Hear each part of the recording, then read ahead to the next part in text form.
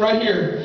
I don't know if you've ever heard of MWR, but I can't remember what it stands for right now, but they have different groups that go over to Iraq and to Kuwait. When I was in Kuwait, we were stuck there 2 weeks. We didn't have really anything to do, so we were walking around, and they had this, I guess it's a cover band, is what they call it. They play other people's music. Yeah. Well, they were playing the juke and the jive and all that stuff, but they began to play this one song. We were walking by, and I stopped there for a second. I think when I stopped there, they were playing some of the old rock and roll, Leonard Skinner, Sweet Home Alabama. Y'all forgive me for listening to that, but anyways, I've never in my life ever been to a concert other than a Christian concert. I've never been to a rock concert, but this is what I wanted to say to you. And God began to speak to me as I stood there and observed what was going on. But they began to play this, it was a kind of a hard rock song. I didn't even recognize it. But the crowd began to liven up, and there was a group of guys that began to form around the front, and they began to juke and they began to jive. And I thought to myself, I said, you know what, they kind of look like we do, and we begin to shout. They was moshing, and I guess it's called a mosh pit, that's what it is. I've never been to a concert before. But they were, come here, Brother Chad. They were out there, and they formed after the guitar had been playing for a few minutes, and they began to shake and jigger and jive and move around like they were crazy. And I began to sit there and I began to think. I was like, and all of a sudden I felt an evil presence begin to move in that place. All right. And I was like, oh my God, they are worshiping their devil, and they don't even realize it. Come on. And so tonight my point is to you, if you come to church and you're not worshiping and you're not beginning to get into the spirit, the troops are rallying against you tonight. Right. And I want to say this with the utmost of love, but if you have children tonight, you got to get a hold of something. Come on. Somebody listen to me tonight, because your children,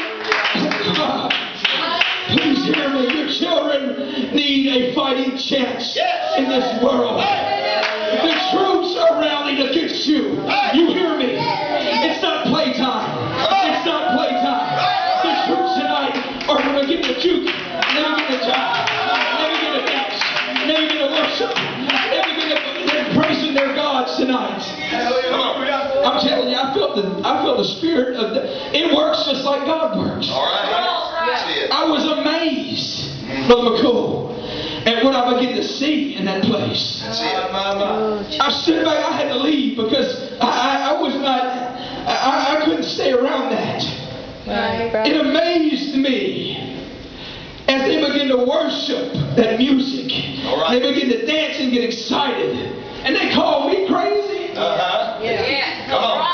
Their God's leading them down a road to destruction. Right. Mine's leading me into a heavenly home where I can be with Jesus. And they called me crazy.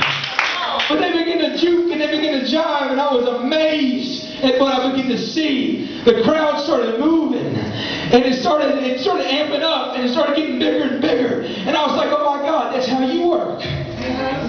You know, in all my life, in all the church services I've ever been to, I've never really understood the importance of worship like I learned that night. All right. I knew it was important. Tell it. But let me tell you something. When you're in a team and you begin to move, and you got one guy back there just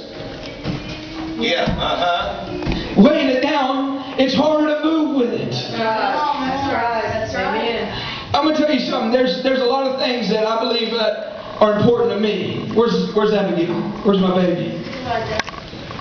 Let me see her just a minute. Now, the only reason I picked her because she's not as heavy as the other two. I'm not picking favorites tonight, babies. Hallelujah. But let me tell you something. This little thing right here and those other two back there are more important to me than anything in this world. And let me tell you, if you want to come take them from me, you better be ready for a fight, honey. Because I'm going to fight you tooth and nail. Do you hear me, Satan?